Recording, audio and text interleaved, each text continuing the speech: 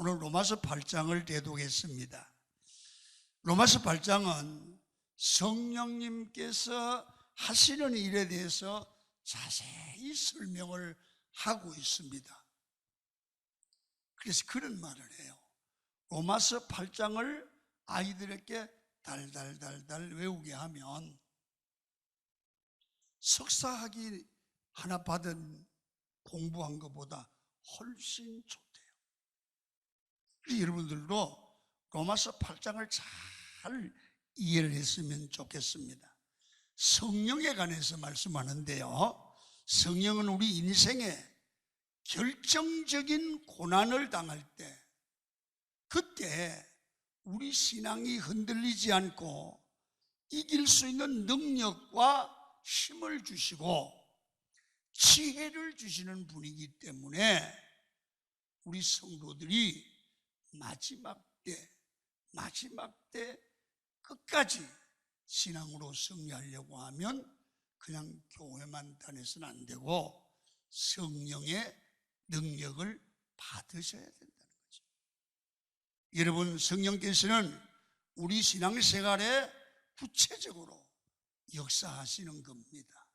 첫 번째, 성령을 받고 성령이 함께하면 우리 생활에 여러 가지 좋고 나쁜 것들이 일어나잖아요.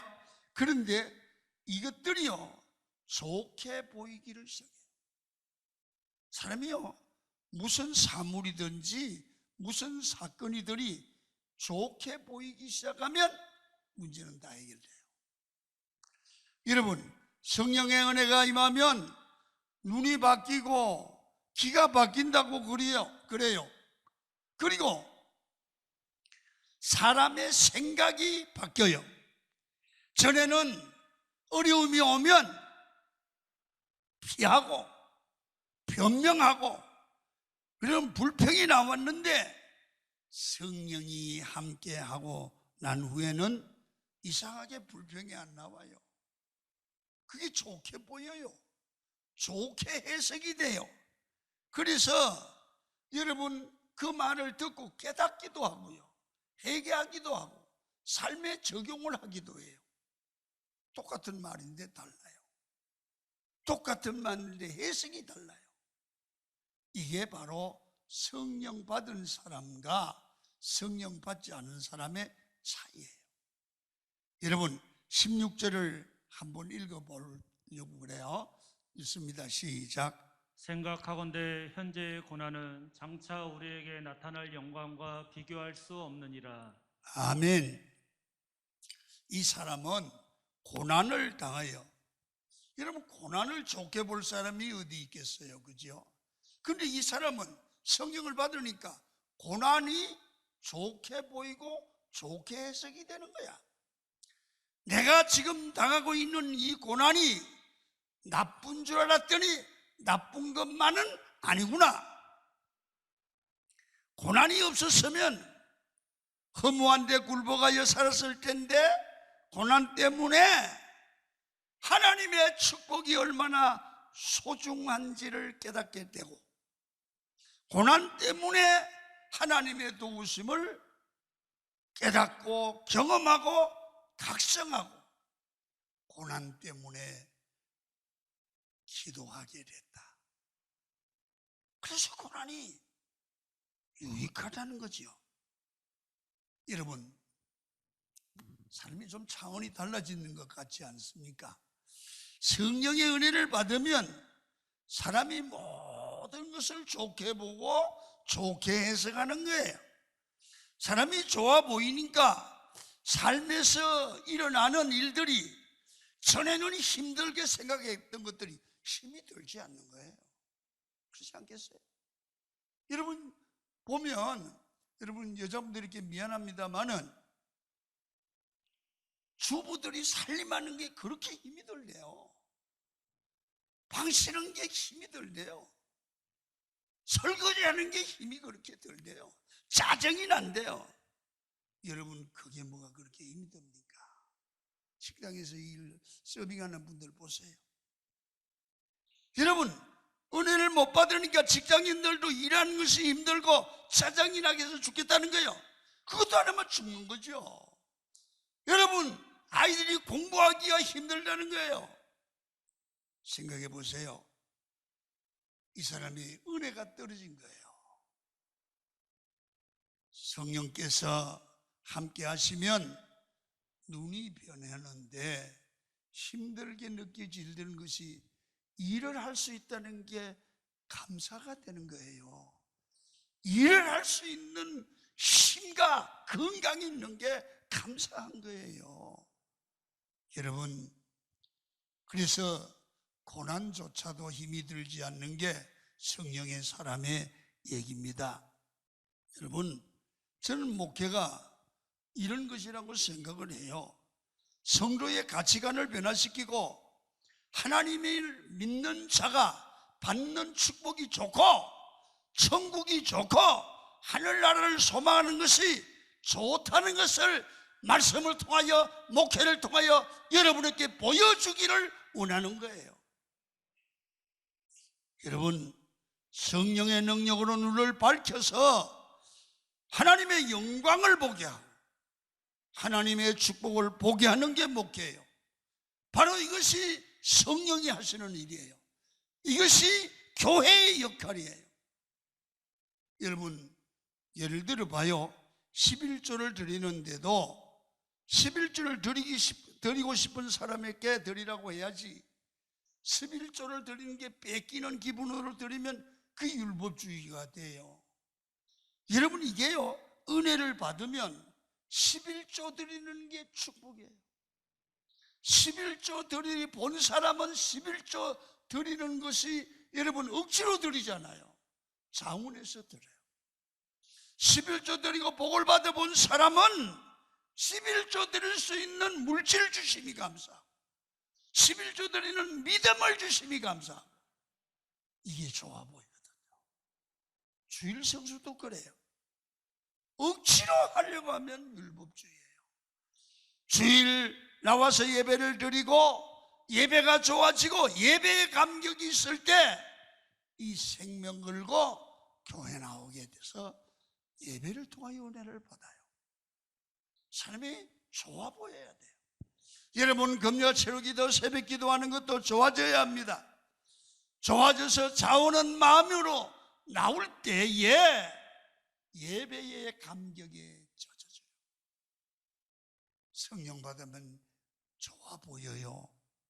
세일 모임이 좋아 보이니까 세일 예배를 기다리게 되는 거잖아요. 성령이 함께 하시면 우리가 예수 때문에 혹은 생활 속에서 당하는 고난도 어려움도 좋게 보여요. 고난 중에 하나님의 말씀을 깨닫게 되고 고난 중에 기도하게 되고 고난 중에 겸손하게 되죠. 그래서 시편 기자는 고난으로 말미암아 내가 주의 율례를 배우게 됐다는 거예요. 이게 성령의 역사죠. 여러분, 성령님이 함께 하시면 최악의 상황에서도 그 최악의 상황을 통해서 하나님이 내게 좋은 열매를 만들어낼 줄 믿어요. 24절을 한 번 더 읽겠습니다. 시작. 우리가 소망으로 구원을 얻었음에 보이는 소망이 아니니 보는 것을 누가 바라리요. 눈이 바뀌었다는 거예요. 눈이. 여러분, 성령이 함께 하시니까 하나님이 주시는 소망으로 눈이 활짝 열려요. 성령이 함께 하시면 좋은 것이 보여요. 지금 어려운데 이것 때문에 좋아질 걸 믿어요.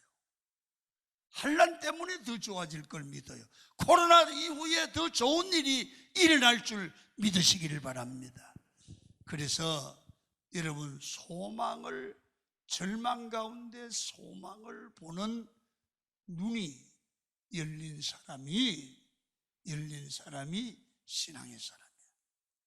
땅에서 고난이 심할 때 우리는 하나님 나라를 소망하게 된대잖아요. 그런데 혹 가다 보면 예수 믿는 사람들 중에도 좋지 않는 은사를 가지고 그 삶이 망해가는 사람이 있어요. 교회 다니면서. 어떤 사람이냐? 안 좋은 것만 보고 불평하는 거예요. 여러분, 기뻐할 수밖에 없는 환경인데도 꼭 투덜거려요. 가정에서도 별것도 아닌 걸 가지고 가족끼리 말로 상처를 주고받으며 싸워요. 여러분이 이 힘이 되겠습니까? 성령 받아야 돼요. 성령 받으면 좋게 보여요. 뭐든지 좋게 봐야 일이 돼요. 여러분, 습관을 고쳐요.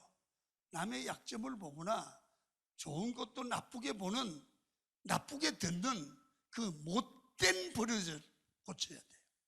그래야 복 받아요. 할렐루야. 제가 주의 이름으로 축복을 빌 거예요. 성령이 함께 하심으로 영안이 열려서 생활에 일어나는 모든 일들을 좋게 보는 눈이 열리기를 축원합니다. 이게 열려야 돼. 이게 두 번째, 성령께서 함께 하시면 좋은 소원이, 좋은 꿈이, 좋은 기도의 제목이 마음에 생겨요. 설교 듣고 나면 되겠다, 좋은 일이 일어나겠다, 앞으로 복이 임하겠다, 이 꿈이 있어야 복을 받아요. 아이고 망하겠다, 망해요. 아이고 큰일 났다, 큰일 나요. 여러분, 성령이 함께하면 마음에 좋은 꿈과 소원이 생기게 되는 것인 줄로 믿습니다. 27절을 읽도록 합니다. 27절 시작. 마음을 살피시는 이가 성령의 생각을 아시나니 이는 성령이 하나님의 뜻대로 성도를 위하여 간구하심이니라. 성령이 함께하면 우리 안에 좋은 소원을 품게 해주십니다.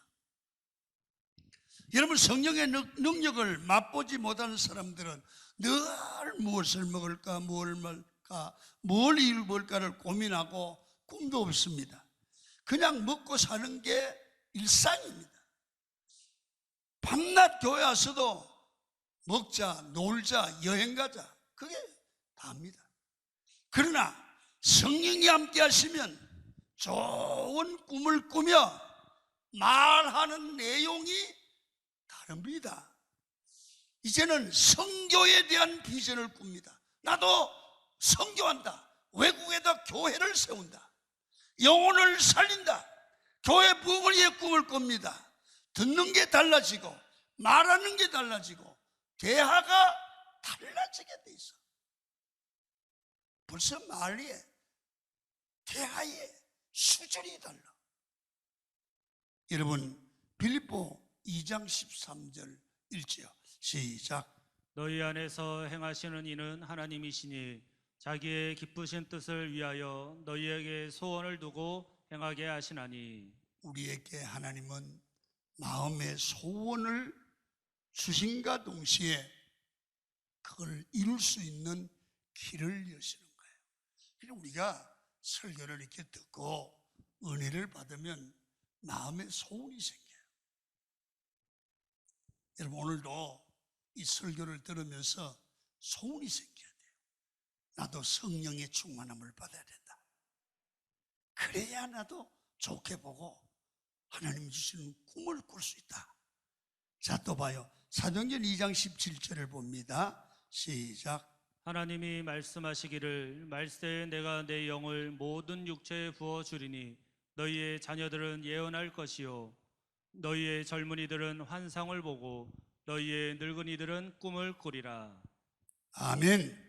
성령이 임하시면 아이들이나 청년들이나 장년들이나 나이 많은 분들이 좋은 꿈을 꾸는 거예요. 환상을 갖는 거예요. 희망을 갖는 거예요. 여러분, 예수 믿는 사람은 절대로 절망적인 소리를 하지 않습니다. 나이가 많아 은퇴를 해도 소원이 있습니다. 하나님 나라 갈 때까지 내가 충성하다가 하나님 앞에 면류관 받아야지. 여러분, 사람이 죄를 지으면 꿈이 사라지고요, 아무 의미 없이 살다가 끝나요. 그런데 성령이 함께하면 좋은 꿈을 꾸기 시작합니다. 여러분, 어떤 친구가 좋은 친구입니까? 그 사람과 만나서 얘기를 하면 좋은가 꿈이 생기게 하는 친구가 있어요. 이 사람이 좋은 친구요. 여러분, 어떤 교회가 좋은 교회입니까? 그 교회 가서 예배를 드리면 좋은 꿈이 생기고 좋은 소원이 살아나는 겁니다. 영혼에 대한 열정과 가정의 희망을 보게 되고 앞으로 좋은 일이 일어날 것이 보여요. 설교 들으면 살 것 같아요. 희망이 생겨요. 좋은 거예요. 좋은 설교가 어떤 설교입니까? 설교를 들으면 가슴이 뜨거워지고 영적인 소원이 생기는 거예요. 베드로와 요한이 성전 민문에 갔더니 한 거지 안전뱅이가 앉아 있었습니다. 그날도 무엇을 먹을까 바라보며 구걸했습니다. 그때 베드로와 요한이 돈을 주지 않고 마음에 소망을 줍니다. 한번 읽지요. 3장 6절입니다. 시작. 베드로가 이르되 은과 금은 내게 없거니와 내게 있는 이것을 내게 주노니 곧 나사렛 예수의 이름으로 일어나 걸으라. 여러분, 돈을 주지 않고 마음에 말씀으로 소망을 줬습니다. 성령의 능력으로 이렇게 세워졌습니다. 안전뱅이가 발과 발목에 힘을 얻고 일어서서 성전에 들어가서 뛰면서 하나님을 찬송했다고 말씀합니다. 이 안전뱅이가 베드로를 만나고 성령의 능력을 경험하니까 꿈이 생기잖아요. 비전이 생기잖아요. 나는 새로운 인생을 살아야 되겠다고 하는 소원이 생기니까 일어나서 이기도 하고 걷기도 하고 찬양을 합니다. 거지에서 찬송하는 사람으로, 안전병에서 뛰는 사람으로 변화되었습니다. 이게 능력입니다. 이게 복음입니다. 복음을 가진 우리도 거지를 여러분 찬송하는 사람으로, 여러분 안전병인을 뛰는 사람으로 바꾸어 줄 수 있어야 돼요. 성도에게 예배 시간은 꿈과 소원을 주는 시간입니다. 여러분, 예배 때마다 새로운 소원을 가지게 되는 성도 여러분이 되기를 축원합니다. 특별히 상처 입은 가정이 예배를 통해 은혜를 받으시고 내가 오늘 은혜 받은 대로 우리 가정을 회복시켜야 되겠다고 하는 소원이 일어나면 이거는 예배를 잘 드린 거예요. 여러분, 상처 입은 가정이 살아나는가 하면 육체가 병드는 사람들은 예배를 드리고 나서 내가 다시 건강을 회복해야 된다고 하는 막 강렬한 소원이 일어나야 돼요. 낙심되고 좌절할 때 예배하다가 힘을 다시 얻게 되고 다시 기도하여 일어서겠다는 꿈이 생기기를 축원합니다. 예배의 감격입니다. 내가 이제 우리 교회를 기도하여 부흥시키겠다는 꿈이 생겨야 됩니다. 지난주 이번 주말 저지난주 설화기도 때 여러분 제가 기도하다가 생각이 났습니다. 여러분, 우리 교회 안에 어려운 사람들을 도울 수 있는 마음이 계시면은 우리 저를 좀 도와서 돈이 좀 있으면 가져오시면 좋겠다고 그랬습니다. 그랬더니 많이는 참여하지 않았지만 하나님 한 집사님이 꽤 많은 돈을 좀 크게 많지는 않지만 가져오고 두 분이 가져왔어요. 그랬더니 우리 교육자와 이 교회 직원들이 여러분, 목사님 1년 동안 코로나 때문에 여러분 우리가 큰 주일도 못하고 그랬는데 우리 월급 좀 이렇게 나누어서 어려운 성도들과 나누어야겠다고 그래서 돈을 걷어줬어요. 이걸 가지고 여러분 코로나 때문에 장애를 받으니까 여러분 떡도 떡국도 떡하는 집사님 옆에 가서 이렇게 하고 작곡을 이렇게 추석일 때 잡았더니 우리 장로님 가정에서 작곡을 그냥 헌물해 주셨어요. 그리고 고기하고 현금을 넣어서 교구별로 210가정을 나눴어요. 그리고 우리 교회가 파송한 그런 교육자들에게 교회 가정마다 어려운 거 다 못하고 어려운 가정에 그래도 한 100만 원 정도 이렇게 나눠줬어요. 얼마나 좋아하는지. 여러분의 성도들이 협력하고 우리 교육자들이 협력해서 부정을 그래도 뭔가 같이 사랑을 나누는 그런 마음들을 나누게 된 게 얼마나 좋은지. 그런 게 어디서 와요? 성령께서 그분들의 마음을 움직여 주니까, 좋은 생각을 하니까 그렇게 헌물도 하고 남을 돕는 마음이 생기잖아요. 성도 여러분, 여러분 복 받아서 여러분도 드리고 나누는 그런 축복이 임하기를 축원합니다. 그게 소원이 되기를 축원합니다. 나도 나눠야지. 나는 어려운 사람을 도와줘야지. 개척교회 하던 우리 목사님 중에 너무 어려움을 당하는 분은 막 나한테 전화를 해. 내 돈도 아닌데 울어. 목사님 얼마나 감사한지. 마지막으로 여러분, 성령께서 함께 하시면 마음에 평안함이 임해서 이 평안을 가진 사람들은 최후의 최종 승리를 하게 될 줄로 믿습니다. 인간은 최후의 승리해야 돼요. 자, 28절 읽습니다. 시작. 우리가 알거니와 하나님을 사랑하는 자, 곧 그의 뜻대로 부르심을 입은 자들에게는 모든 것이 합력하여 선을 이루느니라. 성령의 사람은 중간 과정이 어려워도 여러분 최후의 최종 승리가 있습니다. 성령의 사람은 모든 일이 합력하여 선을 이루는 확신이 있으니까 어떤 어려움이 와도 마음이 편안해요. 그러니까 흔들리지 않잖아요. 자, 이사야 26장 3절입니다. 시작. 주께서 심지가 견고한 자를 평강하도록 지키시리니 이는 그가 주를 신뢰함이니이다. 성령님이 최종 승리를 주시니까 두려움이 없고 평안함이 임하는 것이죠. 늘 마음이 낙심되고 두려워하는 사람은 결국 믿음이 없는 거잖아요. 최종 승리를 믿지 못하기 때문이에요. 여러분, 합력하여 선을 이루는 믿음을 가진 자는 절대 두려워하지 않습니다. 성령이 함께함으로 결국 승리하는 믿음으로 이길 줄로 믿습니다. 어떻게? 하나님의 믿음으로 기도하는 거예요. 자, 이 성경 읽고 마칩니다. 7장, 마태복음 7장 9절입니다.